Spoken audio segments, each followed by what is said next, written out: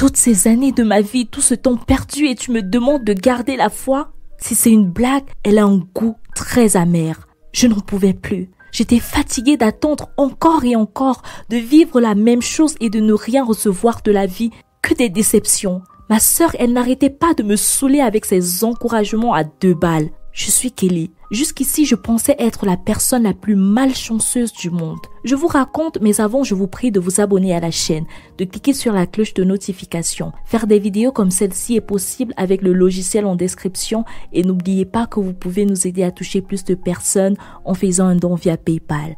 Vous êtes bénis. Quand je parlais de malchance au début, je mesurais mes propos. À la limite, je me qualifiais de maudite, car rien, absolument rien ne me réussissait. Aucun des projets initiés par moi n'aboutissait. Déjà étant petite, j'étais toujours mise à l'écart de tous les côtés. À la maison, ils m'aimaient, à leur manière. Ils essayaient de m'encourager lorsque je rencontrais des difficultés. Et à l'école, peu importe les efforts que je fournissais, je n'avais jamais de bonnes notes. Pourtant, j'étudiais. Oui, j'étudiais plus que plusieurs d'entre mes camarades de classe. J'avais tout le temps la tête plongée dans mes bouquins, tant à l'école qu'à la maison. Maman m'avait même pris un répétiteur et tout semblait bien se passer, du moins pendant le travail. Cependant, mes résultats en démontraient le contraire. Seigneur, que dois-je faire? Dis-moi ce que tu veux que je fasse. Je fais tout ce qu'il faut quand tu me le demandes, mais je ne comprends rien. T'inquiète, Kelly, ça ira. Parle pour toi. Tu as toujours de bonnes notes et rien ne t'est jamais difficile, comme moi. Et sincèrement, je trouve cela injuste. Mais rien de ce que tu diras ou feras là maintenant ne changeront le fait que je sois maudite. Regarde-moi, je suis ta grande sœur et normalement, je dois déjà être très avancée. Mais tu as quitté la maternelle et m'as retrouvée dans ma classe. Tu es passé devant moi et voilà que tu obtiens ton examen avant moi. Tout le monde ne fait que me le rappeler, mais c'est pas ma faute. Qu'est-ce qu'ils pensent? Que je passe mon temps à me tourner les pouces? Tu sais quoi? J'en ai marre. Je quitte les bancs. J'ai eu ma dose comme ça. Maintenant, ça suffit. Après avoir pris cette décision, je ne comptais pas changer d'avis. Il semblait évident que l'école, ce n'était pas pour moi. Mes parents étaient bien d'accord, même s'ils auraient aimé que je puisse avoir au moins un certificat scolaire. Hélas, c'est ainsi que j'avais donc été envoyée dans un atelier pour une formation en couture. Quelque chose de pratique, c'était l'idéal pour moi, avions-nous pensé. Je m'y étais donc donnée à cœur joie. J'étais déterminée plus que jamais à apprendre et surtout à devenir très bonne dans le domaine. Mais une fois de plus, les choses s'étaient arrêtées avant d'avoir commencé. L'atelier dans lequel je travaillais avait eu un souci, allant jusqu'à la fermeture. Les autres dans lesquels j'allais demandaient beaucoup trop et mes parents n'en avaient pas assez. L'école de ma petite sœur était déjà assez coûteux. De mon côté, je n'avais pas vraiment de revenus. Je ne voulais pas non plus imposer cette autre charge à mes parents. En plus, Gloria, ma petite sœur, faisait la fierté de la famille. Elle représentait notre avenir à tous. Je m'étais donc résignée. Puis dans l'angoisse et le désespoir, j'avais commencé à sortir avec des hommes. Cette situation me permettait de mieux m'affirmer, de m'occuper et de ne plus m'apitoyer sur mon sort. Mes parents, bien sûr, n'en étaient pas d'accord, mais je n'en avais que faire. À quoi ça servait d'être la fille gentille, sage, toujours en tout temps, mais de ne recevoir que de la peine en retour? Je collectionnais les petits amis, question de m'amuser et de ne pas être seule au cas où je me faisais jeter puisque j'en avais l'habitude. Ce mode de vie ne te mènera à rien, Kelly. Ressaisis-toi. Tu es en train de foutre ta vie en l'air, m'avait lancé papa un soir. Ma vie, tu dis? Mais quelle vie, papa? Je suis vouée à l'échec. Quel avenir m'est-il réservé? Dis-moi, papa. La Bible dit que Dieu a soin de ses enfants. Il a des projets de joie pour nous et non de malheur. Ah oui, de la joie. C'est exactement ce dans quoi je baigne depuis toute petite. De la joie en abondance. Arrête ton sarcasme. Un peu de respect pour celui qui t'a créé. Désolé, votre majesté, le créateur de l'univers. Et merci pour la belle vie que je mène. Sur ces mots, je m'en étais allée. C'était moi contre le monde. C'était moi contre mon sort. C'était moi contre moi-même. Des années plus tard, nous célébrions la réussite de ma sœur qui était enfin diplômée et qui désormais avait un emploi stable. J'étais heureuse pour elle.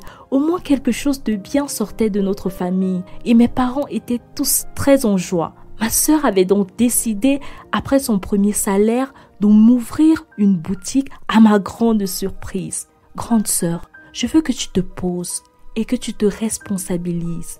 Désormais, tu as quelque chose à toi. Vraiment, je ne sais quoi dire. C'est si gentil de ta part, tu es vraiment notre ange descendu du ciel. T'inquiète pas, dès aujourd'hui, je te promets que je vais me ranger. Génial! Alors, avant l'ouverture, nous allons tous prier afin de bénir et sanctifier ce nouvel endroit qui est à toi. D'accord, comme vous voulez. Ma sœur avait alors fait la plus longue bénédiction que j'ai jamais entendue. Mais dès que le dernier Amen avait été prononcé, je m'étais précipitée dans la boutique comme une enfant déballant son cadeau. Ce magnifique geste de ma sœur m'avait permis de me remettre en question et de faire de nouveau confiance en Dieu. Suite à la promesse que je lui avais faite, j'avais arrêté avec la vie de débauche. Tout allait dorénavant bien. Je me sentais mieux, respectée par les autres et j'étais fière de moi. J'étais désormais ma propre patronne. J'avais fait la rencontre de Steve pendant un week-end. Il faisait ses courses dans mon magasin et après quelques débats sur la rareté de certains produits, nous avions tout de suite accroché. Il passait régulièrement me voir prétextant faire des achats et plus tard, nous nous sommes mis ensemble. Je n'avais jamais autant aimé un homme et il était clair que c'était lui l'homme de ma vie. Nous nous étions installés ensemble et j'en fis part avec tact à ma sœur qui bien sûr n'était pas d'accord avec le concubinage. J'avais cependant fait de mon mieux pour qu'elle digère la chose. Cela faisait déjà quelques mois et je m'étais installée avec Steve. Nous nous considérions déjà comme mari et femme, sauf qu'un problème se posait. Il voulait un enfant de moi avant d'officialiser notre relation. Sincèrement, je n'avais aucun problème à ça. Je voulais également un enfant, bien que hors mariage. Mais hélas pour moi, cela n'arrivait pas. Alors Steve avait décidé qu'on aille voir un médecin. Après examen, le médecin nous annonça que j'avais les trompes bouchées, raison pour laquelle je n'arrivais pas à concevoir. C'est comme si le ciel s'écroulait sur ma tête. J'étais confuse, mais la réaction de Steve m'avait encore plus perturbée, car il s'était levé sans dire un mot et s'en était allé. Je l'avais ensuite rejoint à la maison et il jouait les indifférents. Après insistance de ma part, il s'écria « Je veux un enfant de toi, tu entends? Un enfant. Et si tu n'en es pas capable, à quoi est-ce que tu me sers? Qu'est-ce qu'on fait ensemble? » Quoi? Tu m'as bien compris. Mais le docteur a dit qu'on pouvait trouver une solution. Quelle solution? Et en combien de temps? Écoute, cherche un moyen pour te soigner. Quant à moi, je retourne voir ma femme. J'avais pensé que mes oreilles me jouaient des tours, mais c'était bien cela.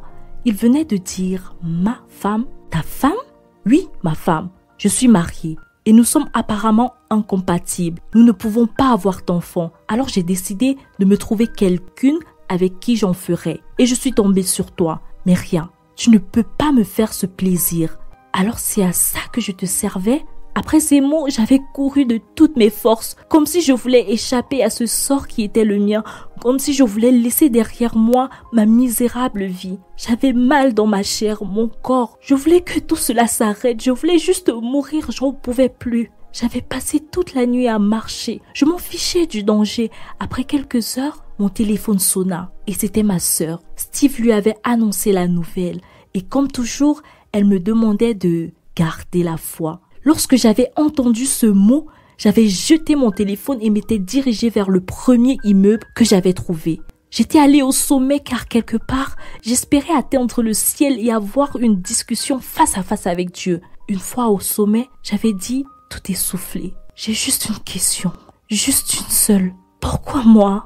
Pourquoi moi? Je sais que tu ne répondras pas. D'ailleurs, tu ne l'as jamais fait. Mais j'ai besoin de comprendre. Que dire? Je suis fatiguée. Fatiguée d'essayer de comprendre. Je sais que je n'ai pas toujours été une bonne fille, mais tu as dit que tu es amour et que tu pardonnes tout. Tu as dit que tu veillerais sur nous, mais je ne te vois pas. Dans mes douleurs, je ne t'ai jamais vue. Je ne suis pas assez forte pour continuer. Après ces mots, j'avais regardé vers le sol et sans hésitation, j'avais fermé les yeux et m'étais jetée dans le vide. J'avais juste senti le vent souffler et une voix me dire « Je ne suis jamais en retard. Jamais je ne t'abandonnerai. » Et c'était le trou noir. Un autre vent avait soufflé, mais cette fois-ci plus frais. J'avais ouvert les yeux et je me trouvais allongée au même endroit. Jusqu'aujourd'hui, je suis persuadée d'avoir sauté, mais j'étais toujours là. Je m'étais ensuite levée et m'étais mécaniquement rendue à la maison. Je n'avais pas eu le courage de raconter ma nuit à ma sœur qui me posait 1001 questions. Je me sentais si bien, si légère. Je ressentais une paix étrange mais agréable. C'était comme si mon esprit était rassuré et ma peine m'avait été enlevée. Je m'étais mise à genoux, j'avais chanté les louanges de Dieu pendant des heures et des heures pour cette autre chance qu'il m'avait donnée. Les autres pensaient au début que j'avais perdu la tête, mais tous furent rassurés en m'observant mieux. J'ai appris à aimer Dieu, peu importe la situation, à lui rendre grâce, peu importe ce que je traverse. J'ai surtout appris à me focaliser sur ce que j'ai plutôt que sur ce que je n'ai pas. Ma famille incroyable. Et lors d'une croisade il y a 2 ans, mes chaînes sont tombées. Et oui, l'ombre qui planait au-dessus de ma tête m'a été enlevée. Il fallait que je cherche la face de Dieu pour obtenir ma délivrance. Et devinez quoi? Je suis Madame Akame. Et oui, je suis mariée depuis 6 ans à un pasteur. Qui l'aurait cru? Je suis tellement aimée que des fois, j'en ai un peu peur. Dieu n'est jamais en retard et je peux vous l'assurer que ce qu'il fait en son temps nous est plus bénéfique. Shalom.